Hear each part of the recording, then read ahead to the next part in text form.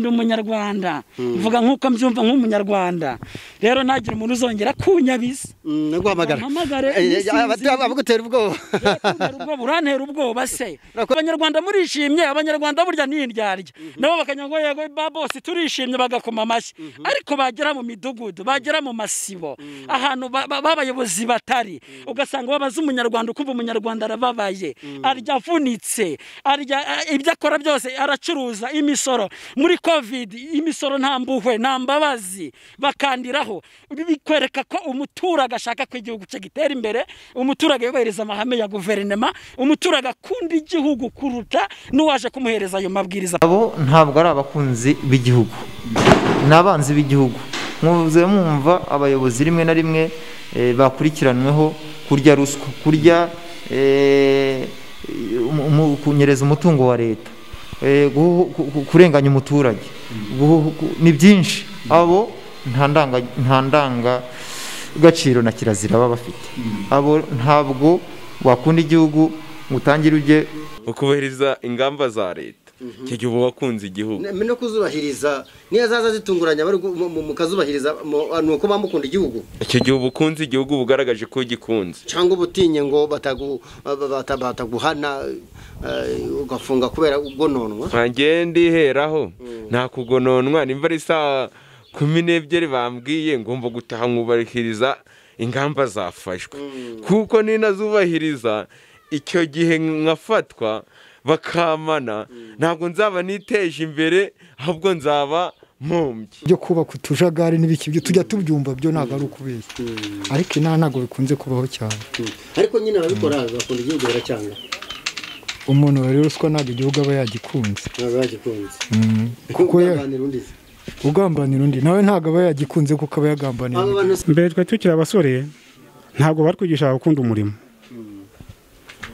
turi abasore nta mafaranga twabonaga ariko ubu aho itandukaniro riri umusore ubu baramukangurira kwiga baramukangurira kumenya ubwenge baramukangurira kwiga imishinga ugasanga abayobozi barimo barajurira barimo baragira gute ni bamwe mu bayobozi batuma igihugu cy'u Rwanda kigaragara nabi none bagakora andi makosa bakaza mu baturage bagafeta bakagaragaza ko mu baturage ibintu bimeze neza ntawe tubaza twebwe saa sita z'ijoro ziragera imyanzuro bayitangira saa 6 z'ijoro saa 11 z'igitondo bigomba gushyira mu bikorwa ngaho bamwe bakoze ibintu runaka kubera yuko uri ari umwana wo kwa runaka ukomeye cyane kibambasi ntago ari bukorweho ugasanga twebwe rubanda rugufiya turimo turahura n'ibibazo bikomeye ariko mugakomeza gukunda igihugu buriya tugakomeza gukunda igihugu buriya ubajije abantu igipimo cy'akababaro n'akarengane bagenda bagira mu Rwanda ijoro ryahinduka amanywa abaturage tukaryama tugasinzira tukabyemera nicyo kigero kigezeho cyo gukunda igihugu dufite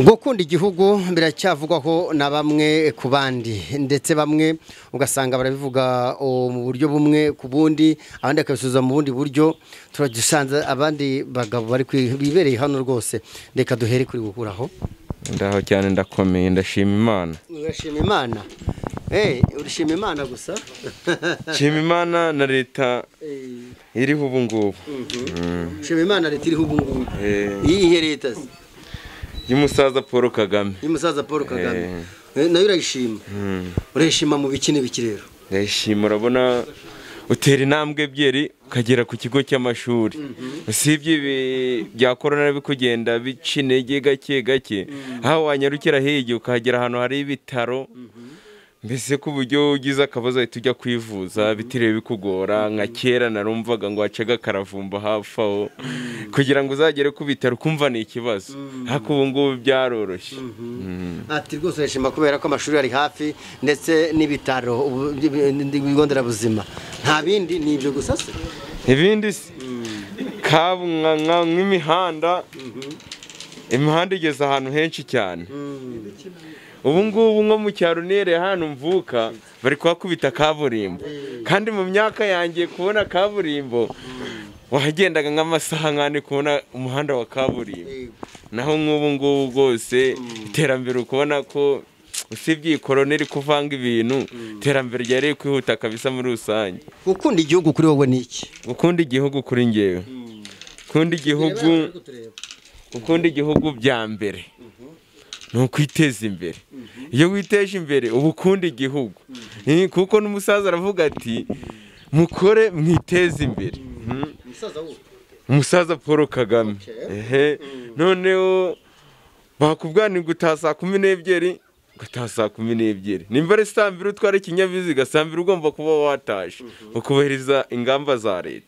Icyo gihe uba wakunze igihugu no kuzubahiriza niyo zaza zitunguranya bari mu kazubahiriza nuko bamukunda igihugu. Icyo gihe uba ukunze igihugu bugaragaje ko gikunze cyangwa ubutinye ngo bataguhana ugafunga kubera ugononwa. Ngiye ndiheraho nta kugononwa nimba ari saa 12 bambwiye ngomba gutaha nkubahiriza ingamba zafashwe kuko ninazubahiriza icyo gihe nkafatwa bakamana ntabwo nzaba niteje imbere ahubwo nzaba mumbye. Icyo gihe ntabwo nzaba niteje imbere kubahiriza amabwiriza leta itanga cyangwa abayobozi batanga nabyo kubyubahiriza biri mu gukunda igihugu. Ni ugukunda igihugu kubyubahiriza cyane. Naho gushyiraho amabwiriza se bashyiraho nabo bakunze igihugu abayashyiraho kugira ngo byumvikane neza. Iyo ukunze igihugu uwayubahirije ubwo ngubwo muba muhuje muba muri gukorana. Muri aka gace se ubundi gukunda igihugu bikorwa gute? Muri aka gace se nyine hari ukuntu ubona amasaha ageze ukabona abantu nibwo bibutse kuva mu mirimo yabo. Icyo gihe ntabwo baba bakunze igihugu. Nimba bavuze ni saa 12 uba ugomba na saa 12 mbere uko zuzura kuba utakiri muri karitsiye kuba wageze mu rugo. Icyo gihe nibwo uba ukunze igihugu. Mbere gukunda igihugu ni ukubaha buturanye nabo. Burya iyo wubatse ukunze igihugu ntabwo wajya kubaha uwakurusize uwo muturanye. Ukubaho ubuyobozi ubukunze igihugu arizo nzego za leta. Ukubaha umurimo ukora uwo ari wo wose waba uhinga waba ucuruza nabwo ubukunze igihugu.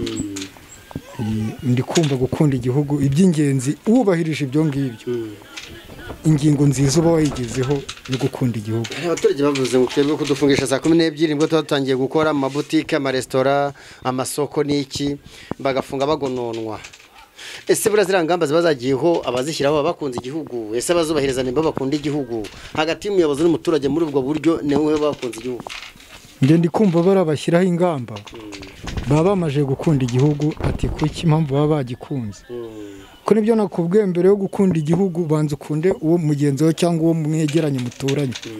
Wa musirikare niwe wabishyizeho cyangwa umupolisi cyangwa urwego rwa leta ubwo ari rwo rwose kubera kwa gukunda abaturage niyo mpamvu bashyira hari amabwiriza kugira ngo za ngaruka zakabaye ku muturage zitamubaho. Niyo mpamvu ari amabwiriza ajyaho ni ukurengera abaturage ni kwa gukunda igihugu cyabo. None no kubyubahiriza nk'umuturage nawe yagakwiye kubyubahiriza kugira ngo bigaragare ko nawe akunda igihugu kuko ya mabwiriza nayica arababangamiye wa muturage nanone baturanye cyangwa undi n'undi. Nese bashaka guhana yenda bakakufungisha saa 12 bakafungisha saa 11 ukabona batangiye kuzana bavugaga ngo by'amarondo ukuntu bigenda. Umuntu wotewe yenda n'amasaha ataragera we ubimukoreye akamucisha amande cyangwa akamufungira kandi amasaha ataragera uramushyira mu cyiciro. Ubundi kuntu wenda niba bavuze ngo gukinga ni saa 12 byibuze wenda saa 11:40 wakagombye kwitegura gukinga n'abazo kabwa ati mugire vuba amasaha yo gukinga agiye kugera kuko iyo ukinze saa 12 zuzuye hagiye wenda iduka riba ricyuzuyemo abantu kubakuramo urumva biba bigoye. Impamvu yankera gutabara izenguruka mwe ati harabura iminota mikeya mwitegure gukinga isaha zigiye kugera. Nawe ntago aba yanze igihugu cyangwa wa muntu ucuruza nta buzi bahohoterwa bafungirwa mbere y'amasaha ataragera. Ntawe ndabona ariko oya ntago mbigize ibanga. Mwitwa bande? Nzaba ntereye Emmanuel. Hano mukunda igihugu namwe turagikunda pe. kutavuze se abarya ruswa bo bari mu cyiciro Mu by'ukuri muri uyu murenge wa Masaka nta bintu bya ruswa bikunze kubamo muri cyane. rusange ntujye ubyumva se Wenda nko mu yandi makuru twumva agiye tujya twumva amakuru bijya bibaho barabivuga mu duce kumva ngo bariye ruswa cyane bikunze kuba mu bintu by'imanza mu bintu bya wenda byo kubaka utujagari n'ibiki byo tujya tubyumva byo ntabwo ari ukubeshya ariko ntabwo bikunze kubaho cyane ariko nyine ababikora bakunda igihugu baracyanga umuntu wari ruswa ntabwo igihugu aba yagikunze kuko ugambanira undi nawe ntabwo aba yagikunze kuko aba yagambanira abo bantu se basenya ingo buyato na hato umugabo agakubita umugore umugore agakubita umugabo bubaka igihugu bagikunda bagira gute bariya abantu rero bujya mbere yo kurwana biba byarababanjemo bujya abantu bajya kurwana basoza igikorwa kibabamo ntabwo baba bakunda igihugu kubera baba babangamiye n'abaturanyi baturanye nawe urumva ntabwo intego yo gukunda igihugu baba bamaze kuyica kandi babaho pe abadukurikiye wababwira iki mu kijyanye no gukunda igihugu wabasaba iki ubashishikaza gukunda igihugu abatagikunda nabo urababwira iki nge abakunda igihugu nabasaba gukomerezaho bagakomerezaho ko leta iratureberera amahame leta ishyizeho bakayumva bakayakurikiza bazaba bakunze igihugu kandi wenda niba hariho n'abanga igihugu twabasaba kugikunda kuko cyarababyaye kandi nta handi bazagishyira ubyaye umwana ntabwo uko yaba ameze kose ntabwo uvuze ngo uhite umujugunya aba ari umwana wawe uramwemera kandi byanga bikunze n'ubundi ni igihugu cyabo nta kundi bizagenda bagomba kucyemera kandi ubuyobozi butureberera kitubera cyiza ariko ubundi muze iyo uvuze ukuri muri quartier mu nama cyangwa nko kuganira n'abanyamakuru umuyobozi akakugendaho ubyitwara mute ntabwo ibintu byo kugenda ku baturage ku buyobozi ntabwo bijya bakire kuyitubahirije inzego ibisabwa iyo utanze amakuru ntabwo bakubwira ngo bavuge ibiki bakakugendaho ntabwo bijya biba wenda nk'igihe habaye nk'umuganda bakubwira ati ikiye ni umuganda wenda bashaka kuza kubaza impamvu utagiye mu muganda wenda ukisobanura abantu bagira impamvu nyinshi ariko iyo impamvu zawe zumvikana ubwo barakwihorera ko ubuyobozi akenshi buba bwaratowe n'abaturage nzaba nterura Emmanuel nawe utuye hano muri murenge wa Masaka mu kagari ka Gitaraga umudugudu wa Nyakarambi urakoze turagushimiye namwe murakoze twe n'umuvandimwe hano ni turi witwa nde yitwa Cyubahiro Jean Claude aba ntuye mu kagari ka Gitaraga umudugudu wa Rwintara dubatse mfite umugore n'abana babiri ariko nkaba narigiye iwawa mu by'ukuri kuba narahigiye ndashimira leta y'ubumwe yampaye uwo mwuga nkaba narawuzingatiye ukaba ubashije kuntungira umuryango neza nta kibazo ariko nkagaruka gatoya mvuga nti hari ukuba mu buryo bumwe ku bundi dukunda kubageza ikiganiro cyitwa gukunda igihugu kuri wowe ni iki Gedi Clement Bagemahe hagati aho ngaho rero dukomeje kugenda tubashakira abanyarwanda batandukanye bagenda bavuga ku cyitwa gukunda igihugu abantu ba mu gihugu ariko ntibamenye igihugu icyo ari cyo kandi ntibamenye gukunda igihugu ni iki uyu munsi twashatse kuganira n'umupapa n'umusaza n'umuntu usheshe akanguhe afite byinshi azi uko yubaye igihe kirekire ku isi ubu ufite ubunararibonye twamwegereye kugira ngo atubwire icyitwa gukunda igihugu ndetse n'icyo atekereza gukunda igihugu turagusuhuje muraho neza papa muraho amakuru yanyu ni meza hano tubasanze hitwa gute hanyuma tugiye mu kiganiro nyirizina cyo gukunda igihugu hano ni mu karere ka nitwanza Sabane Theoneste hano ni mu karere ka Kicukiro hakaba ari umurenge wa Masaka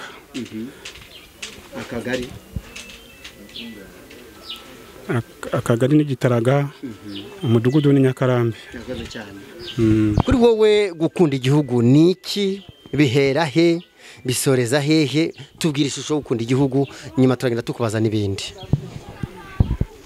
gukunda igihugu ni ukugikorera ni ukumva amabwiriza y'abayobozi bacu tukayubahiriza tukirinda umwiryane tugakundana muri rusange. Muri aka gace abantu bakunda igihugu gute? Ubona bakunda igihugu gute? Nibiye bikorwa bibaranga ko bakunda igihugu cyangwa tubwire uko bagikunda igihugu? Muri aka gace kacu gukunda igihugu kwacu tubyuka dukora imirimo inyuranye. Abayobozi baduhamagarira igikorwa icyo cyose tukakitabira, baduhamagarira inama tukayitabira, baduhamagarira umuganda tukawujyamo twese muri rusange tuwitabiye kandi twishimye. Nibyo bitwereka ko dukunda igihugu cyacu. Nta myiryane haba se cyangwa abantu bagira imyiryane bakarwana muri quartier, abakubita abagore, abakubita abagabo, ntaba haba ku buryo yenda nabo bajya mu kindi cyiciro cyo kwanga igihugu cyangwa gukunda igihugu? Yewe nabo bantu ntabwo bahaba. Abayobozi bacu dukora imigoroba y'ababyeyi bakatwigisha bakagira bate, nta myiryane ikunda kuhaba. Muri rusange tumeze neza. Abantu badakunda igihugu barangwa n'iki? Abantu badakunda igihugu cyabo barangwa n'ibintu by'intambara, barangwa n'ibintu by'imyigaragambyo, mbese ibikorwa bitari byiza muri rusange. Naho mu nzego z'abayobozi nta bibamo se? Nese ugiye nko ku murenge cyangwa ukagari ntibaguhe serivisi cyangwa gutinza, ubwo umuntu abakunda igihugu?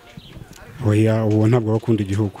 None se nk'abantu byomba bavuga ngo barya ruswa, babafashe bariyera za ruswa, ni kenshi ubyumva ku maradiyo ko bakanagaragara ko bafunzwe, abona baba bamenyekanye. Abandi usanga bafasha abana ku ngufu, babandi usanga mbese batoteza abandi, mbese abo bo bakunda igihugu se? Abo baturage abo ntabwo bakunda igihugu, ahubwo baba bashaka kugisubiza inyuma. Hanyuma se iyo tugeze ku kubahiriza amabwiriza y'igihugu cyangwa se y'abayobozi, Abanyarwanda bakavuga ko babahiriza amabwiriza y'igihugu, ni nka yahe? Uvuga ngo aya mabwiriza turayibahiriza ariko kubera ko dukunda igihugu, ni nka yahe? Urabona nk'ubu turi mu gihe kibi, igihe turimo cy'icyorezo. Niba abayobozi bacu badukanguriye bati nimutahe kare, buri muntu agiwe hakibona, no kugira ngo tutisigana tukajya tukandura. Ayo ni amabwiriza meza yo gukunda igihugu. Niba bavuze bati nimucuruze kare, ariko amasaha nagera mukinge, ayo ni amabwiriza meza yo gukunda igihugu iyo abacuruzi bayubahirije. Abacuruzi bubahiriza amabwiriza yo gutaha kare, amabwiriza yo gufunga kare, bukaba mwafunza amabutike n'amaresitora n'ibindi byose bitandukanye, ababikora kubyubahiriza, mbese abaturage babyubahiriza bakunze igihugu. Abo baturage bose baba bakunze igihugu. Ese bura nukunda igihugu muzeze kuri ubona ufite inararibonye, bura nukunda igihugu cyangwa no gutinya igihugu? Oya, ntabwo ari ukugitinya, no kugikunda. Ngira ngo no gutinya ko bahanwa. Oya. Nukunda igihugu kugira ngo nyine bubahiriza amategeko yacyo, abaturage babaho mu bwisanzure, bafite ubuzima buzira umuze muri rusange, mbese batanduzanyije.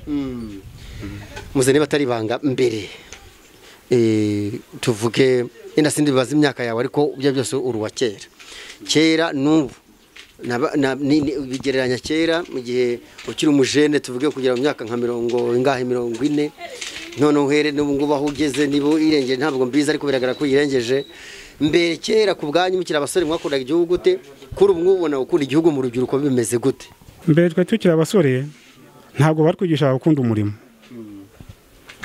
Turi abasore nta mafaranga twabonaga, ariko ubu aho itandukaniro riri, umusore ubu baramukangurira kwiga, baramukangurira kumenya ubwenge, baramukangurira kwiga imishinga, bakamwigisha agakorera amafaranga akayabona. Niho bitandukaniye. Kera ngo ntabwo babigishaga ibyo ngibyo? Ntabwo babitwigishaga. Habaga iki cyagaragaza ko abantu bari kubitoza gukunda igihugu? Urebye nta byahabaga. Kandi kera bivugwa ko habaga kwicara abantu bakaganira, urubyiruko, abantu bakoze bakigisha abantu umuco, imigani, insigamigani, ibisakuzo, bakabwira amateka. Kera ko byabagaho, ngo ubu ntibikibaho. None se kera ibyo byabagaho cyangwa? Ibyo ni nk'umusaza wabaga ari kumwe n'umwuzukuru we akabimwigisha, ariko nka leta ntiyakanguriraga abantu uko babona amafaranga, uko bakorera igihugu ngo gitere imbere, kandi buri muntu wese agira iterambere. Naho ubu ngubu ubibona gute rero? Mbona leta ikangurira urubyiruko ndetse n'abakuze. Urabona ko abakuze babaha VUP bakiteza imbere, bakagira bate naho harimo itandukaniro urabona leta y'ubu yaributse n'abasaza n'iki n'abakiri bato urabona ko baha ikabakangura ejo heza ibyo rwose ni amajyambere meza yo gukunda igihugu urakoze kandi abayobozi bacu badukangurira cyane ibyo bintu byo kwishimirwa urakoze turagushimiye murakoze namwe ibindi nk'igihe bavuze ati ni umuganda ugasanga abasaza bakuze nibo bagiye mu muganda kandi urubyiruko rufite imbaraga ntaho rwagiye abasore bafata abakobwa abandi ku ngufu bo buri abo bantu bafatana ku ngufu baba bakunda igihugu babacyanga ntabwo bajya gufata umukobwa abandi ku ngufu urimo urakora amahano kandi hano birahaba hasi nanone ese kundi witwa nitwa dufatanyira amazani hano turi ni hehe ni mu murenge wa Masaka hanyuma niwe butumwa waha abantu badakunda igihugu ni we butumwa wabaha abantu badakunda igihugu abantu badakunda igihugu nababwira kwisubiraho bakumva ko inzira barimo zitagororotse ahubwo naho urubyiruko rwavuze cyane tujye mu nzego z'ubuyobozi nk'umuyobozi ubona adakunda igihugu aba yitwara gute arangwa n'ibiki nk'umuyobozi nk'umunyerondo wenda tufata urugero nk'iyo aje kukubwira ngo va mu kabari nawe ubona yasinze ubu ikigaragara cy'abakubwira nawe ibintu atazi mujya mubabona njye ntabwo njya ruswa n'ahantu njya mbabona harahari rwose uyu ngo ntarya ruswa risanzwe rwose ngo ajya babona ariko nibyo koko niba ashaka kubwira ibintu badakora nimba ni igitangaza harahari pe ugasanga umunyerondo ari mu kazi ariko n'ubundi yasinze kurusha barimo arabwira ngo nibataha ngayo nguko rero tugushimire urakoze namwe ibihe byiza kuba bana natwe ku Mubavu TV online mubavu.com uyu mwanya ni umwanya mwiza tugiye gukomeza kubana namwe mu buryo bwinshi cyane twagarutse mu kiganiro cyacu cyo gukunda igihugu ça va bien bien muraho neza mumeze neza turashima Imana rwose yongera wibwira aba batubonye ari ubwa mbere Ineza Moses twigere kabisa Ineza Moses Baraka niyo mazina yanjye yego Ineza Moses gukunda igihugu abantu baragenda babivuga bamwe kumva barabivuze abandi ugasanga bikabirije abandi ugasanga mbese gukunda igihugu nuvuga ngo akunda igihugu usanga rimwe na rimwe hari n'abatikunda cyangwa se abavuga gukunda igihugu bakabivuga kubera ko ari ukubera byanduretse kuvuga ari ukubera ko yenda bihemberwa cyangwa se ukundi kunabayeho neza akaba wa muntu nyine ukunda igihugu gukunda igihugu kuri ubu ngubu kwibona ute dukurikije n'ibyo tugenda tubona gukunda igihugu urabibona gute ntumva umunyarwanda wese ukunda igihugu wari we wese wavukiye ku butaka bw'u Rwanda n'uwaba yaravukiye hanze ariko yarabyaye n'ababyeyi b'abanyarwanda uwo muntu afite inshingano zo gukunda igihugu ni umunyarwanda ni umuturarwanda ni umunyagihugu yego ubundi se Moses tubwishije ukuri Ineza uvuze ko witwa Ineza Moses tuzina twiza gukunda igihugu wese ategetswe gukunda igihugu ntabwo abitegetswe arabisabwa oya ni ukuvuga ngo hari igihe tuvuga ko gutegekwa ni itegeko rigutegeka gukunda igihugu kuko ushobora kutagikunda ukabihanirwa n'itegeko rero biri mu itegeko byaba ari agahato cyangwa igitugu ahubwo numva ko umuntu wese wabyawe n'umunyarwanda akaba ari umunyarwanda afite inshingano hari ibintu umuntu akora nk'inshingano zo gukunda igihugu cy'abasogokuruza abasogokuru bacu kuko ababyeyi batubyaye twese ni abanyarwanda nta n'umuntu ugomba kugaragara ko ari hejuru n'undi ari hasi kuko twese tuvuka mu Rwanda twese turareshya twese turangana twitwa abanyarwanda yego twumva rero gukunda igihugu buri munyarwanda wese aho ari hose akunda igihugu uko yaba ameze kose yaba ari impunzi yaba atari impunzi niyo mpamvu babonye inkotanyi zibohora igihugu zaje kubera gukunda igihugu n'abari mu buhunzi n'izi saha nabo baba bakunda igihugu twese dufite inshingano zo gukunda igihugu. inshingano zo gukunda igihugu. Mwese mudukurikire rero gukunda igihugu wowe byumva ute? Ushobora gutangira natwe ugatangira kuvuga no gukunda igihugu nyinda gikunda cyangwa se bari kuvuga hari ukuntu tubakunda natwe iyo mwatubwiye ngo gukunda igihugu cyangwa gutekereza umutima wawe cyangwa umutima namura kwereka niba ugikunda cyangwa se niba utagikunda. Gukunda igihugu biragaruka biza ari inshingano za buri muntu wese. Moses, gukunda igihugu urabivuga muri iki gihe turi mu gihe cya coronavirus. Abanyarwanda urabona gute mu gukunda igihugu? Urabona gute mu gukunda igihugu muri iki gihe twahuye n'ikiza cya danger, aho ibintu byakomeye, nta rujya n'uruza, nta bwisanzure kubera ko urabona n'ubu dupfutse umunwa, donc la respiration iratugora guhumeka. Ni gukunda igihugu ugasanga mbese muri ibi bihe gukunda igihugu urabona gute Abanyarwanda? Urabona ari ku ruhe rwego, ku ruhe rugero, ubona bagikunda gute kandi tunubahiriza gahunda za leta? Abanyarwanda bari ku gipimo Professor Kirema Bagemahe ari Kamanzi, bari ku gipimo cyiza cyo gukunda igihugu kuruta na bamwe mu bayobozi baduhereza amategeko badufatira imyanzuro nijoro saa 7 z'ijoro, tugaca mu gitondo turi President Karame chef twabyumvise. Donc tugeze ku rugero rwiza rwo gukunda igihugu kuruta bamwe mu bayobozi.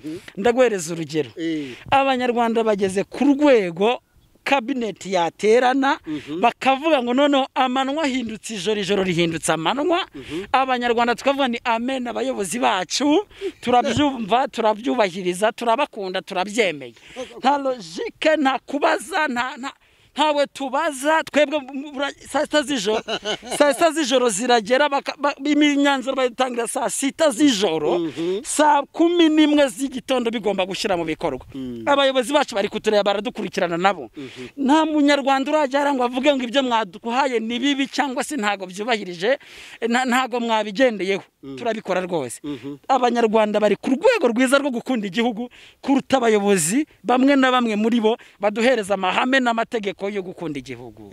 Urakoze cyane. Ati Abanyarwanda bari ku rwego rukomeye rushimishije rwo gukunda igihugu, kuko imyanzuro isohoka ubwo twaduhereye ku myanzuro yenda n'uburyo itangazwa, ati bakahita bayubahiriza. Ariko ntago ari imyanzuro gusa, n'izindi gahunda za leta Abanyarwanda barazubahiriza.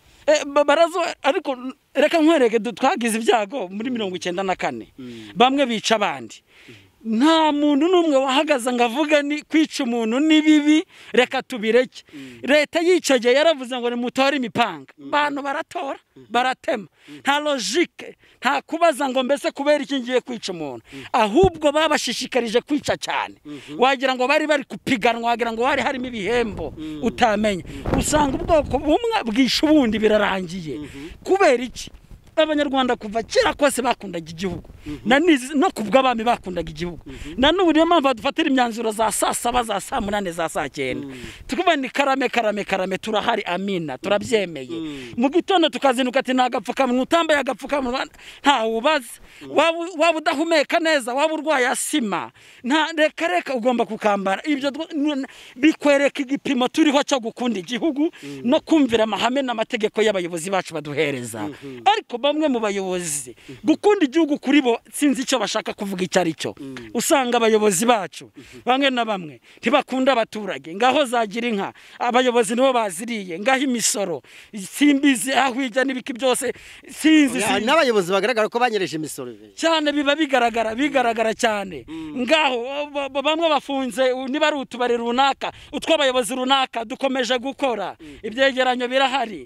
Ngaho bamwe bakoze ibintu runaka kubera yuko uri ari umwana wo kwa runaka ukomeye cyane Kibambasi, ntago ari bukorweho. Ugasanga twebwe rubanda rugufiya turimo turahura n'ibibazo bikomeye, ariko mugakomeza gukunda igihugu. Buriya tugakomeza gukunda igihugu. Buriya ubajije abantu igipimo cy'akababaro n'akarengane bagenda bagira kiri hejuru, kandi babitejwe n'abayobozi bari mu nzego banabihemberwa. Profesa hypertension y'akababaro y'abanyarwanda yarazamutse igipimo ntiwamenye ukuntu gipima barangiza bakajya hariya bagakoma amashi kubera itegeko kubera abantu bakomeye babahagaze imbere bakavuga ngo abanyarwanda murishimye abanyarwanda burya n'indyarya nabo bakanya ngo yego babosi turishimye bagakoma amashi ariko bagera mu midugudu bagera mu masibo ahantu babayobozi batari ugasanga babaza umunyarwanda ukumva umunyarwanda arababaye arya avunitse arya ibyo akora byose aracuruza imisoro muri covid imisoro nta mbuhwe nta mbabazi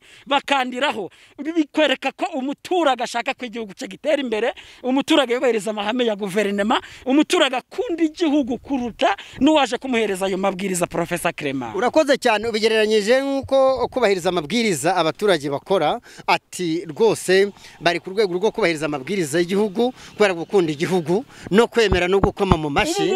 Ubu ngubu tuvugana turi mu masaha 9 saa 10 bavuze ngo abanyarwanda mujye mu buriri muryame ndabarahiye twajya mu buriri tukaryama aya masaha twese nta ubajije nta nugize gutya bavuga ngo saa 5 saa 6 z'ijoro mubyuke mujye gukora twabikora gukunda igihugu icyo ni igipimo kikwereka ko abanyarwanda bakunze iki igihugu bagikunza mu buryarya se cyangwa by'ukuri abaturage bagikunze mu kuri abwo bayobozi baduhereza ya mahame bamwe mu bayobozi batuzanira amahame bo nabo batubahirije nicyo kibazo inama ya saa 6 z'ijoro inama ya saa 9 imyanzuro bayishiza ku muturage saa 7 ubwo urumva umuturage we azavuganirwa nande ku cabinet itorwa kugira ngo ivugire abanyarwanda ariko cabinet irimo irakora ibintu byayo itarebye ku muturage uzajya mu ntara itarebye ku muturage warayi Rusizi itarebye ku muturage uri Kigali ugomba gutuma ufite abana n'umudamu cyangwa ufite umugabo n'abana donc uzasanga ibintu byabaye ibibazo kubera iki cabinet ifata imyanzuro igatitura twebwe akazi kacu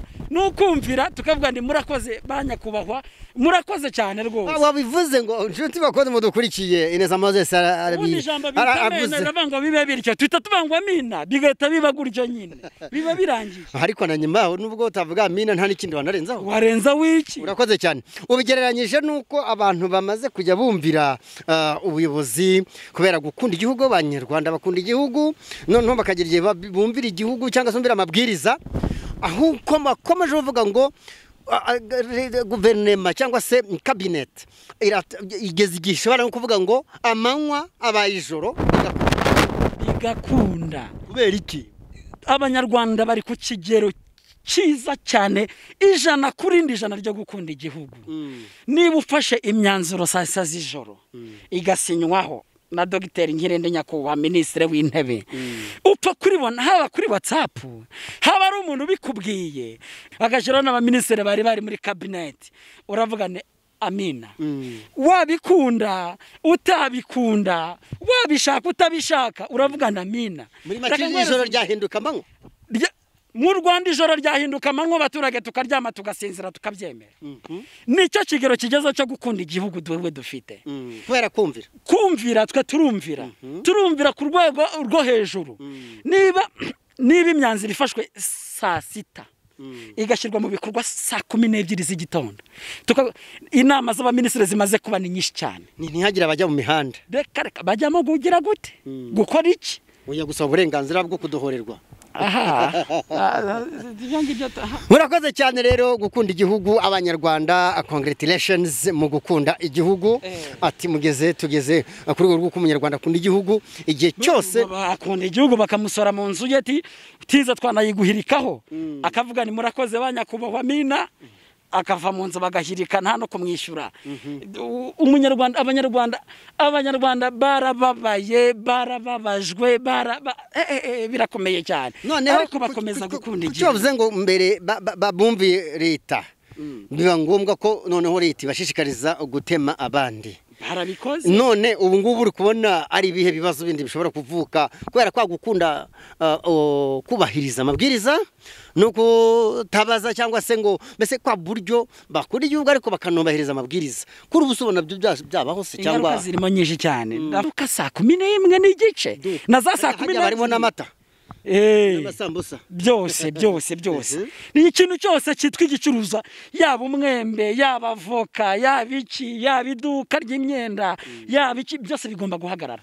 Yabifungiranyemo gake aho urabona hano turi muri karitsiye, aho iyo babifungiranyemo imyanzuro yaje babifungiranyemo ibibora bipfuye bigeze gute, ntibabishyura se? Mana yanjye bagufungira nagiye kuhereza akantu gato yakaba bashyize saa 12 ntago barindira ko saa 12 zigera, saa 11 saa 11 n'igice baba batangiye gufungisha abantu. Polisi inyuramo ati nimufunge, zikava nabonye hano barashatse, hari n'akandi gace nashatse vuba bashatseho n'amafirimbi babanyuramo bavuza sifu, wakumva ifilime ugahita ni karabaye noneho ibi ni ibiki bagafunga. Ariko bajije abacuruzi ntago bishimye, barimo barishyura imisoro n'amahoro kandi barabyishyura bataki. Muri make ayo masaha uko agabanywa guhaha nuvuga ngo ubwo nubwo hafunga saa 12 ni ukuvuga ngo umusoro wo ntugabanyuka, ntabwo ugabanyuka, ariko n'ubundi umusoro usabwa kucyo winjije. None niba usabwa kucyo winjije ko bakomeza kubasoresha se? Banyina amaduka se babandi bakodesha abacuruza ntibabagabanyiriza, nabo barabishyuza, ntabwo babagabanyiriza, nabo barishyuzwa. Usanga abantu bavugije induru barimo bari kurira bafite agahinda, ni ibibazo birakomeye. Urwego rwo gukunda igihugu, degere gukunda igihugu. Hari n'abanyarwanda bajya gushopinga saa 11 bakabura aho bagurira ibyo kurya. Abanyarwanda bari kuburara muri iki gihe cya saa 12 ni benshi cyane. Urajya guhaha ugasanga umucuruzi bamufungishije, ukajya mu buriro ukajya kuryama n'abana bakaryama. Ngahe n'abasore ariko batakibona aho bajya mu resitora kwa kundi biyarana. Nakubwiye urwo rero icyo ni igipima abayobozi bacu batakwireguza cyuko abanyarwanda bakunda igihugu. Kweri baragikunda abanyarwanda, ahubwo abayobozi bamwe batagikunda bakora iki se? Nta wubaza, nta muturage wemereye kubaza, sinzi naho babariza. Niyo uvuze amakuru bakugendaho n'ibiki byose, ngo hari n'abantu ngiye kwihana no kwiyama kuri izi kamera. Hari umuntu wamamagaye ngo uracyari muto, ngo bazakwica, ngo bazagira bate. Gupfa nta umuntu byishe, kandi hapfa umuntu wavutse wese arapfa. Ibintu tuvuga turi mu gihugu cyiza cy'umutekano w'u Rwanda, ibyo tuvuga birahari, ntago tuvuga ibintu twahimbye, ntago tuvuga ibintu twashakishije twasomye. Kiraho se yarashingiye ku kiganiro cyo gukunda igihugu twakoze, yarashingiye ku kiganiro twakoze cyo gukunda igihugu. Aravuga ngo ariko ngo wowe ngo uri muto, yarampamagaye rwo sinzi n'uwariwe pe, simuzi kuri telefone, naho nimiranje yivanye simazi. Arambwira ngo wagenda gakeya, ngo urabona ngo nawe ngo uracyari mutoya, reka mubwire kuri izi mikoro. Hari umubyeyi ujya kubyara akabyara umwana upfuye, uwo mwana asazize iki? Kuba ndi mutoya ntago bivuze kutavugira abantu cyangwa se kutivugira. Ndivugira ahubwo manzana naratinze gupfa hari ukurikije n'imyaka afite. Rero ntabwo badufite bwo kuvuga, nta nubwo badufite bwo kugaragaza ukuri kw'igihari ni ikihe. Professor Bagemahe, dufite ubuyobozi bwiza, ariko mu buyobozi bwiza dufite harimo bamwe na bamwe nko mu butabera ntago bikiri ubutabera, ahubwo ni ububera. Urasanga umuntu afite imyanzuro y'urukiko bamuhirikiyeho inzu, kandi urukiko rwaranze ruvuga ngo iyo nzu ntizakubizi. Mugore wa mirimo hari asose byagaragaye, inzandiko zose za kurus primezane zose arazifite. Ugasanga ibintu byabaye akaduruvayo ku buryo bitabiza n'imbaraga z'umurengerezo za polisi zikaza zigahagarara ahantu zikavuga ngo ahantu tugomba gucunga umutekano bw'uburyo ahantu hari gusenywa. Ibazaho bacungira umutekano umuturage uri gurikwaho inzu cyangwa uri kwamburwa ibye, kandi byabyemererwa n'amategeko. Ni ibintu bya bintu byabyemererwa n'amategeko, ni ibintu biteye isoni, ni ibintu biteye agahinda. Za right watch zaza zatwandika inkuru, ugasanga abayobozi barimo barajurira, barimo baragira gute. Ni bamwe mu bayobozi batuma igihugu cy'u Rwanda kigaragara nabi, none bagakora andi makosa, bakaza mu baturage bagafeta, bakagaragaza ko mu baturage ibintu bimeze neza, ariko bagera ku ruhande b'abaturage bavuye mu bya bindi babemereye ntibabikorerwe. Kubera iki batubesha abayobozi? Kubera iki harimo amabandi yikwikira ubuyobozi ninjoro, bakaza bakabesha abaturage, bakababwira ibinyoma. Make mu buyobozi harimo abashobora kuba batobera nk'abaturage babanya, ngo ndakubona mukora ibiganiro byinshi cyane, barababaye. Siba gusa ugiye buri mu turere n'ahandi hose wasanga umunyarwanda wese hari umubwiye ngo arishimye nta wabikubwira kereka mu nama harimo polisi harimo ingabo ntabwo yareka kubivuga ko yishimye kuko nyine arabivuga ariko nyuma biraza kuba ibibazo nabwira abantu ngo dukomeze dukunde igihugu n'icyacu ntaho tuzajya nta naho twenda kujya ariko turasaba abayobozi badakora neza bakore neza twere kujya ku mateleviziyo twere kujya ahantu ngo tugaragaze ko turi abatagatifu ariko abanyarwanda barababaye murakoze cyane Professor Ali Kamanzi Bagemahe murakoze cyane gukunda igihugu biragenda bivugwaho mu buryo bumwe ku bundi abaturage uyu ni Moses neza gukunda igihugu biragenda bigarukwaho ati wakunda igihugu gute bakwiruka nkaho ngaho urugucuruza bakwirutseho wakunda igihugu gute ariko ngo bakarenga bagakunda igihugu abanyarwanda bakarenga nk'aba bazunguzaye barakubitwa bagukubita inkoni mu mutwe ntawe uragera ubukubise inkoni mu mutwe nujya kuburana urasanga ari uri guca urukiko niyo mpamvu mu butabera sinzi inkiko zifite ukuntu zikora ntabwo nazinjiramo ariko ujya gusanga mu byegeranyo harimo nabubera muri rwa rukiko ugasanga umuntu wakaba yarengera itegeko aje aryicayeho kuko wowe ugomba kuryakira agahita kwicarira nawe ugasanga ibintu byabaye inama urakoze cyane gukunda igihugu rero ni byinshi nawe udukurikiye yenda guhamagara ngo urahamagara ngo mujya mukabya tubasabe ndabiyamye nje nagira umuntu uzampamagara ntawe mbesheje icya kabiri ntago ngende mu kazi ka leta nta nubwo ngorera iki kinyamakuru genda umunyarwanda mvuga nkuko mbyumva nk'umunyarwanda rero nagira umuntu uzongera kunyabiza naguhamagara abagutera ubwoba urantera ubwoba se urakoze cyane yarapfuye abantu bose barapfuye urantera ubwoba ubundi urantera ubwoba urakoze cyane ibyo gukunda igihugu ni ikibazo abantu bakunda igihugu cyane bakakitangira bagaceceka ariko mu gukunda igihugu no gukunda igihugu reka tubasabe mukomeze mukunda igihugu ese udukurikiye mbere yuko nahamagara gukunda igihugu muri henivu umuntu saba akunda igihugu kurusha abandi babaho ntago babaho nakubwiye ngo ubu butaka nubwo abasogokuru n'abasogokuruza twese waba muremure waba mugufi waba ubyibushye cyangwa unanutse basogokuru barakivunikiye bingana nta munyarwanda bavunitse kuruta undi munyarwanda ibyo abami bajyaga bagura ntago ari abami bajyaga kurwana bonyine harimo ingabo ntago twamenye niba sogokuruza wawe yarimo cyangwa uwanjye yarimo twese turanganya mu gukunda igihugu kuko twese turi abanyarwanda ntagire umuntu uzitwaza itegeko ngo azakandamize umunyarwanda ibyo ngibyo rwose turabyanze kubera yitwaje ya myanya arimo oya nibakomeze bakora amakosa buriya yino makosa bari hari gukomeza gukora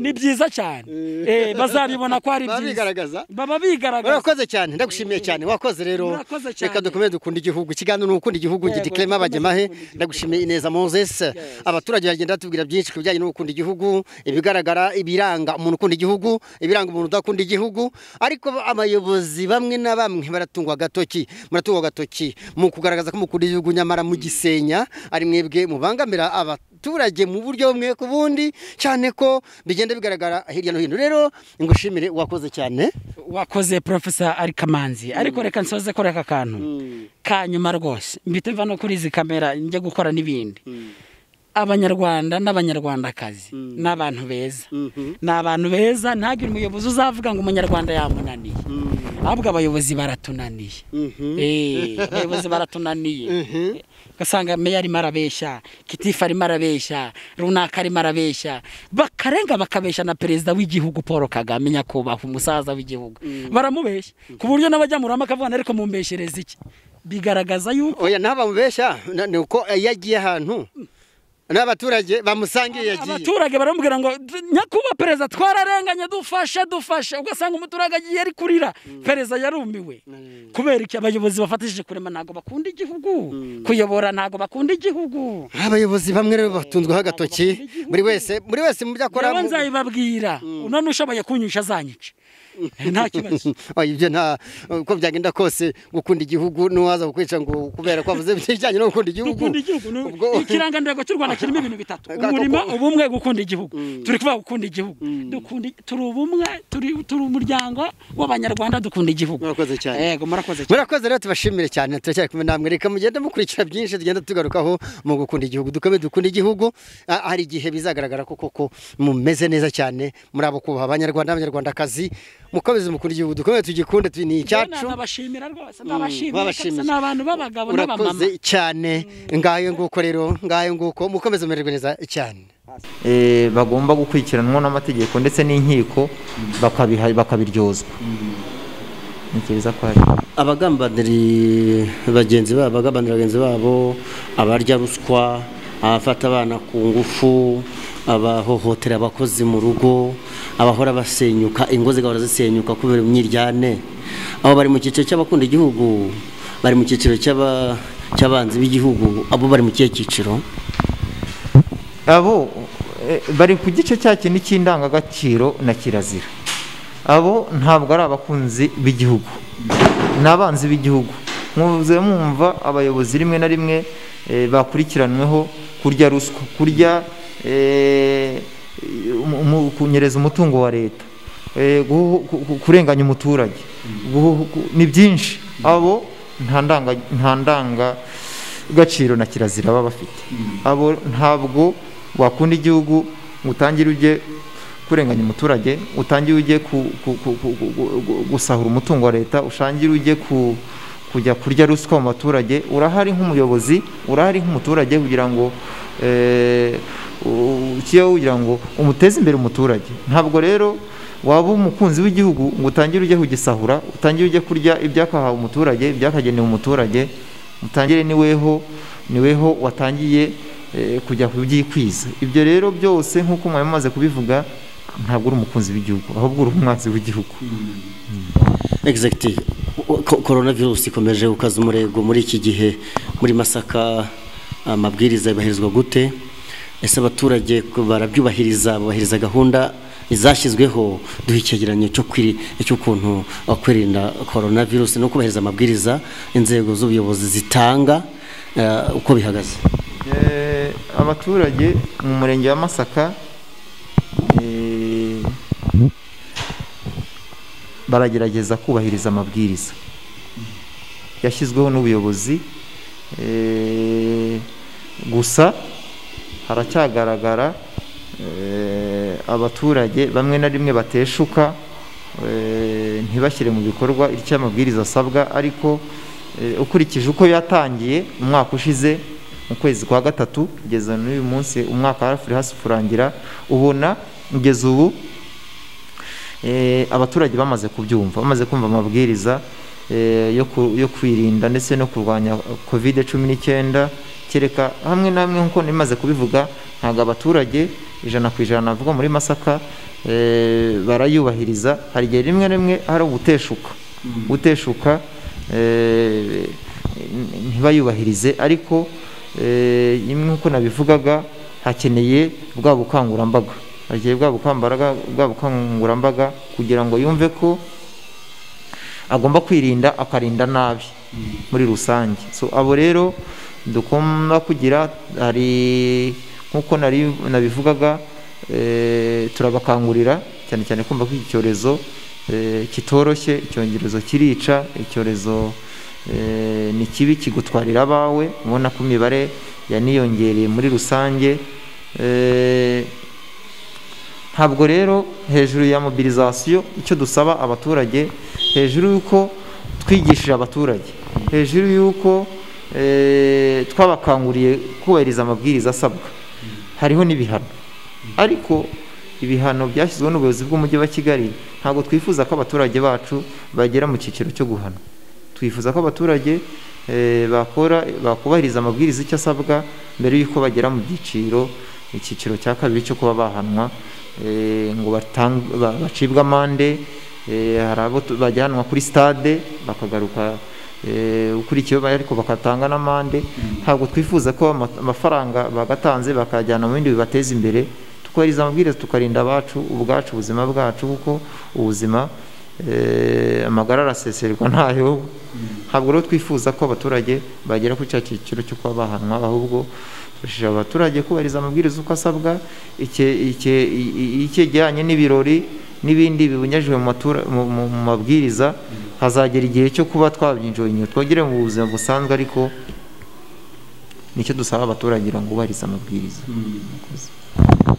Executive niwe butumwa waha abaturage ubereye executive haba ibyiciro twagiye tuvuga muri rusange igira ubutumwa ubagenera mbere yuko dusoza ikiganiro cyacu. Abaturage icyo tubasaba muri iyi minsi mpereye muri iyi minsi turimo itoroshye iki cyorezo cya COVID-19 icya mbere ni ukubasaba kubahiriza amabwiriza gushyira amabwiriza icyo avuga afite amabwiriza asobanutse adufasha kwirinda iki cyorezo cya COVID-19 harimo gukaraba igihe cyose harimo guhana intera ya metero harimo kubuzwa ibi birori ibintu bihuza abantu yaba ari ubukwe yaba ari imihango itandukanye ikorerwa mu ngo turasaba abaturage kutabyishoramo kubera ko kubyishoramo ni bya bindi bijyanye no kuba bagiramo icya cyiciro nyine cyo kuba bahanwa ndetse no kuba bahatakariza ubuzima. Icya kabiri ni uko tubasaba amakuru ubuyobozi burahari kugira ngo tubakorere yaba ari ijyanye n'iterambere ry'abaturage nicyo tubereye aha hamwe n'itsinda rigari nkorana naryo tubereye kugira ngo tuvane umuturage aho yarari tugeze aho yarari aho yifuza mu rwego rwa graduation. Abaturage nk'uko mubizi bari mu byiciro bitandukanye